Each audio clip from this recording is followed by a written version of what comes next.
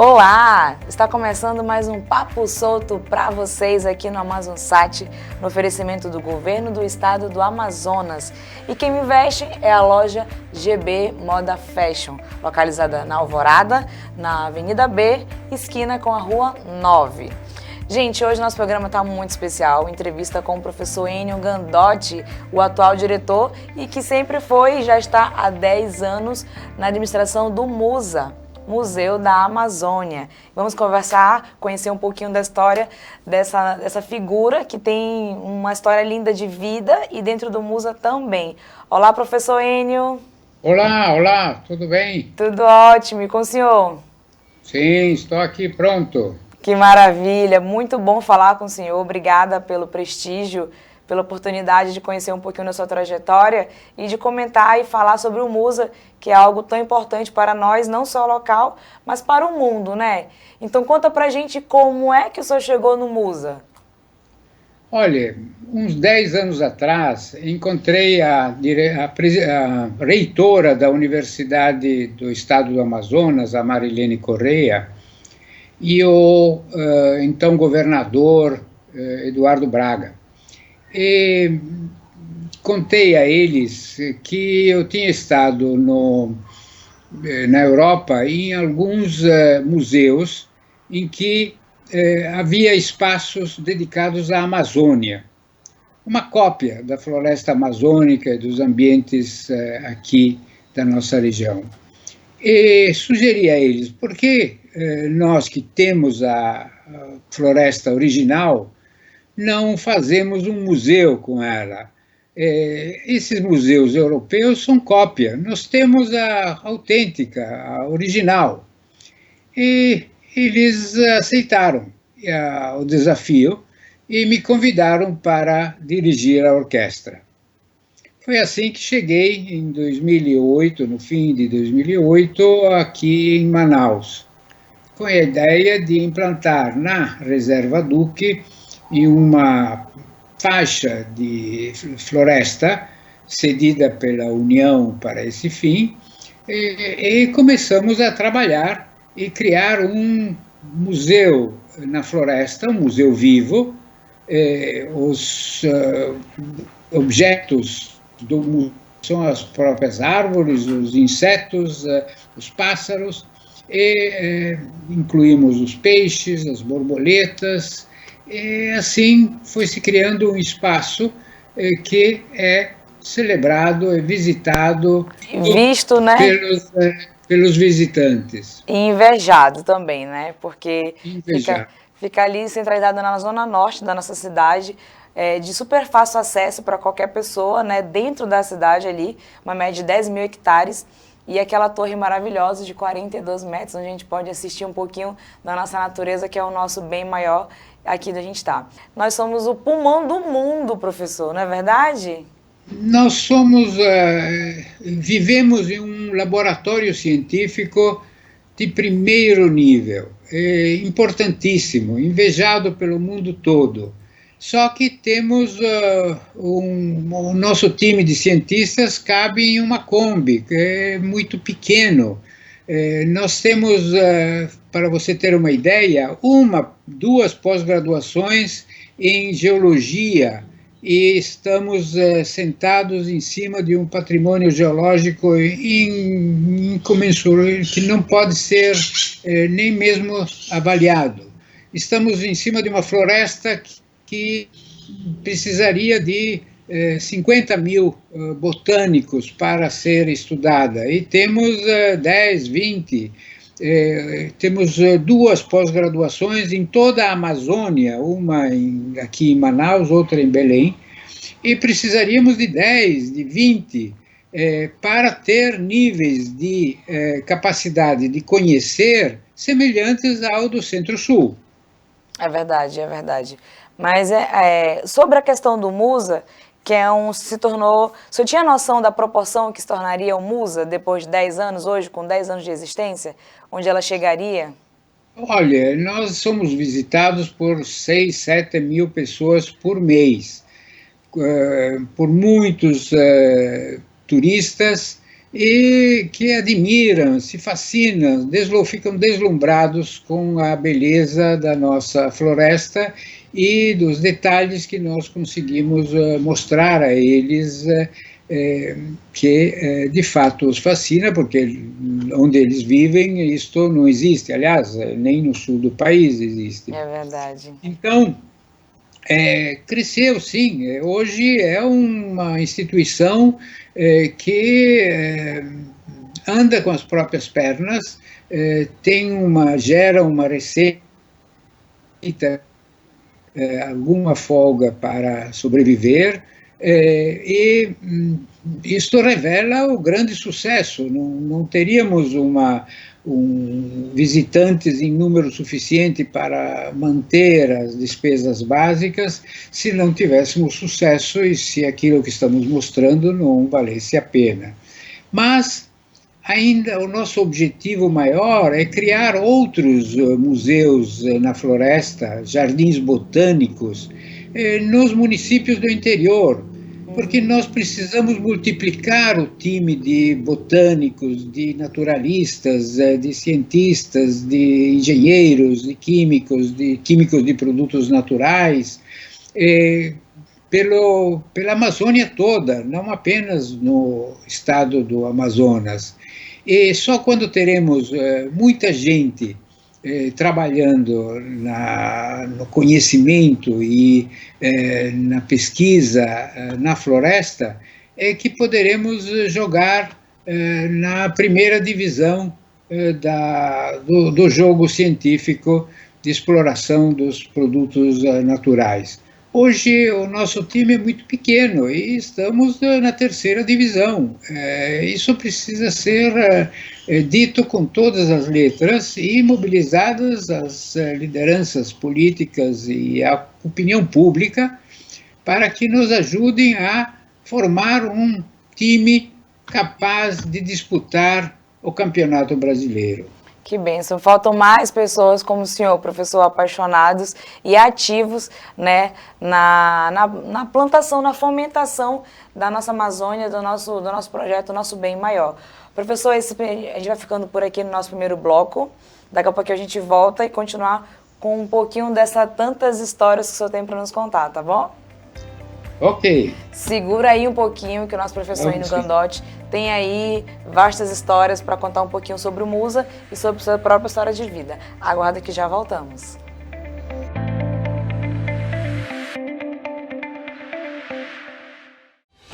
Governo trabalhando para melhorar a sua vida. Manaus fechou o primeiro semestre com queda em 8 indicadores de criminalidade. Casos de homicídio doloso, latrocínio, estupro, furto e roubo tiveram baixa com o trabalho integrado das forças policiais. Francisca Mendes amplia atendimentos para cirurgias cardiovasculares e serviços ambulatoriais. A prioridade continua sendo as urgências, mas quem estava agendado antes da pandemia já está sendo chamado. O governo entregou o novo Parque Urbano Desembargador Paulo Jacob, totalmente revitalizado e com policiamento reforçado, é mais uma opção segura de lazer para as famílias. 7 em área do Monte Oreb será inaugurado para o início do ano letivo em 2021. Terá 24 salas de aula para atender mais de 1.000 alunos e será uma das escolas mais modernas do estado. Governo do Amazonas.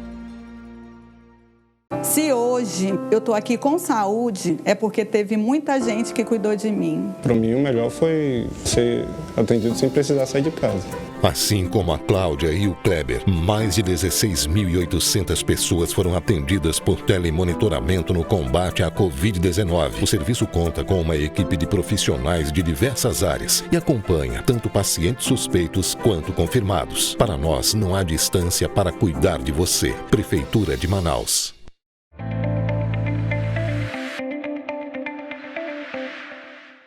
Estamos de volta no segundo bloco aqui no Papo Solto. Professor, o Musa ele fica instalado dentro da reserva do Fuduc, né?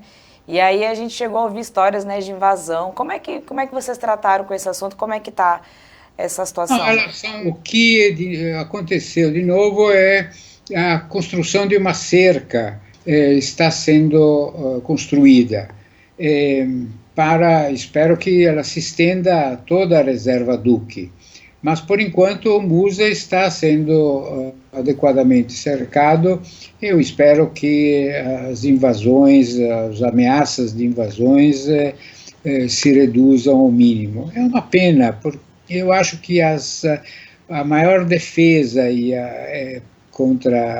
para conter estas invasões é convencer a todos que a floresta da Reserva Duque é um símbolo da cidade, é um patrimônio de todos e que não vale a pena desperdiçá-lo. Ela atrai turistas, atrai movimento, ônibus e ônibus de estudantes visitam a reserva e sábados e domingos tem 1.000 pessoas circulando por lá. Nós recebemos 7, 8 mil pessoas por mês. Então, esse patrimônio de todos deve ser defendido por todos e devemos desarmar os interesses de ocupantes que, de fato, precisam de moradia, não há dúvida nenhuma, mas há outros espaços que podem ser oferecidos a eles e não o jardim botânico, o jardim que se apresenta como o cartão de visitas da cidade. Que maravilha, que bom, né, professor? Que essa visão tem que ser enxergada por todos, sim, que é o nosso patrimônio real. No Musa existem várias atrações, né? E aí tem lá o borboletário, que é uma coisa muito linda. E conta para nós quais são as outras atrações para as pessoas saberem. Olha, tem tanques de peixes, pirarucus, tambaquis, temos exposições, a exposição que fala da peixe e gente nas culturas do Alto Tiquié, lá no Alto Rio Negro, e que foram construídas pelas próprias lideranças indígenas e contam a história e as origens da humanidade segundo a cultura tuiuca e tucano. Estamos construindo uma exposição com dinossauros, com preguiças gigantes, uma preguiça de 5 metros já está instalada, um jacaré de 12 metros de comprimento. Era uma fauna que vivia há milhões de anos nesta região, e que hoje só conhecemos através de fósseis de ossos que se encontram em determinadas regiões. Mas contar um pouco dessa história muito antiga da Amazônia é o nosso propósito. Sabe, tem 5 milhões de anos e tem uma história muito, muito grande. E tem muito segredo para contar. É por isso que nós queremos preservá-la e queremos estudá-la e entendê-la, porque o que aconteceu na floresta há 5 milhões de anos, a própria Amazônia e toda o Craton Amazônia, essa terra que vai dos Andes até o Atlântico, ela tem 2 bilhões de anos, 2.000 milhões de anos, e circulou por várias partes do planeta Terra, e finalmente está aqui, mas não está parada. Você sabe que a América do Sul se move em direção ao Japão, cerca de 1 ou 2 centímetros por ano. Em 1 milhão de anos, você vai ter 10 mil quilômetros, ou 10 mil quilômetros de viagem da América do Sul. Explicar para todos que a Terra em que vivemos é móvel, é plástica, é fascinante, e ajuda a entender o nosso ambiente e os desafios que se colocam à nossa compreensão, ao nosso entendimento. Nossa, que legal, professor. Que projeto fantástico esse dos dinossauros, hein? E quem é a equipe que está junto com vocês, ajudando a fazer? Isso temos colaboradores de Minas Gerais, o professor Cartelli, o professor Jonas Filho do Acre, de Rio Branco, E aqui a Lucy Souza é uma recém-doutora em paleontologia, temos amigos e colaboradores no Rio de Janeiro, e com toda essa equipe multidisciplinar e professores da UFAM de geologia, o professor Ingo Wanfried, a Camila Ribas, e com toda essa equipe de primeira, nós estamos costurando essa tapeçaria, esse quebra-cabeças, indo às partes, e espero que dentro de um mês esteja tudo pronto e possamos abrir a tenda com essas novas surpresas. Daqui a um mês, então, ali para outubro, novembro. Sim, sim, sim. Que massa. E esse material vai ser feito de quê, professor? Eles são cópias de peças originais. Nós temos algumas peças originais de 5 milhões, 10 milhões de anos.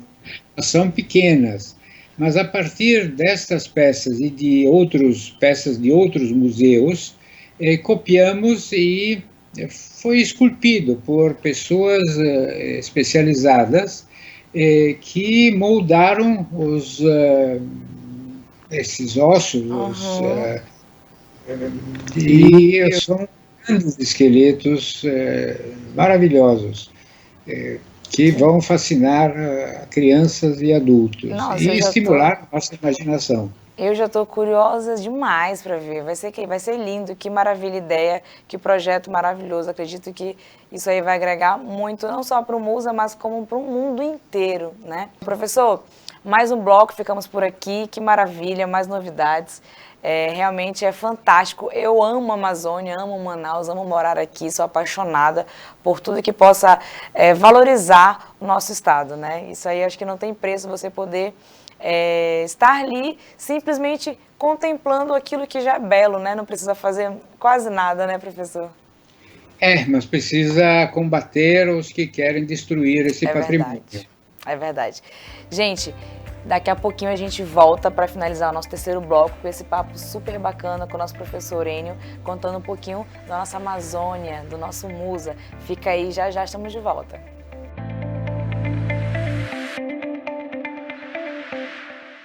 Se hoje eu estou aqui com saúde, é porque teve muita gente que cuidou de mim. Para mim, o melhor foi ser atendido sem precisar sair de casa. Assim como a Cláudia e o Kleber, mais de 16.800 pessoas foram atendidas por telemonitoramento no combate à Covid-19. O serviço conta com uma equipe de profissionais de diversas áreas e acompanha tanto pacientes suspeitos quanto confirmados. Para nós, não há distância para cuidar de você. Prefeitura de Manaus.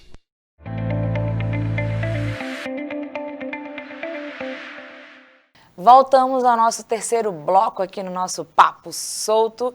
Já está finalizando um papo assim gostoso. A gente vai embora. Se eu pudesse, eu ficava aqui o dia inteiro falando, mas vou ter que deixar o professor. Professor, estamos no nosso último bloco e vamos falar um pouquinho de projetos futuros, né? Fale para a gente sobre projetos de outros lugares. Como é que tá outros jardins botânicos pelo nosso estado? Conta um pouquinho para a gente. Veja, na minha ideia fixa precisamos multiplicar o número de pesquisadores, de engenheiros, de sanitaristas, de químicos, de físicos aqui instalados na Amazônia para explorar esse magnífico laboratório vivo que é talvez o maior laboratório vivo do mundo. Para isso, precisamos mobilizar os jovens de todos os municípios da Amazônia e do Amazonas. Por isso, pensamos que um programa que poderia ser implementado sem grande despesa, mas com uma grande mobilização e entusiasmo, é o de criar nos municípios jardins botânicos e museus vivos na floresta.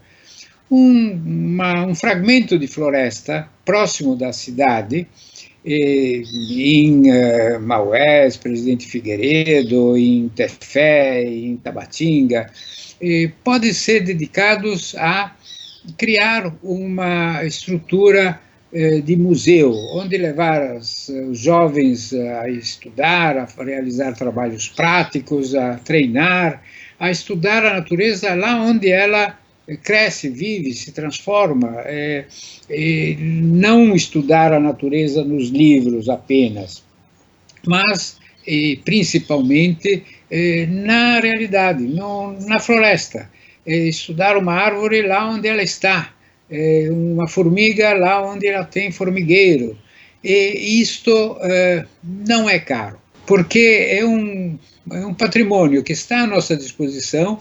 Basta colocar alguns, eu diria, microscópios, entre aspas, ou seja, instrumentos de observação detalhada, com cuidado, e jovens que, aos poucos, se dediquem a conhecer a floresta, a flora, as árvores, as plantas, e se apaixonem por esse conhecimento e nos ajudem a explicar a todos por que as plantas têm tanta importância na nossa vida.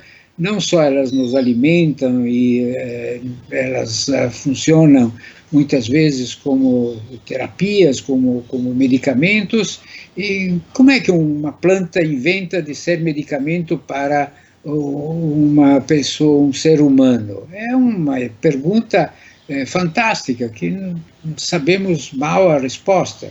Então, compreender por que isso é possível, por que esse patrimônio deve ser preservado, por que ele não pode ser queimado, destruído e substituído por uns poucos bois que podem pastar em outro lugar, não precisam pastar na floresta destruída e derrubada. Mas para que isso seja possível, precisamos de muita ajuda, precisamos de muitos jovens convencidos da importância da floresta para a construção de um Estado, de um país, de um mundo melhor, mais solidário e mais atento ao seu patrimônio natural. Ai, professor, que lindo, quantas informações importantes, quanto valor, quanto conteúdo que o senhor está gerando aqui para a gente.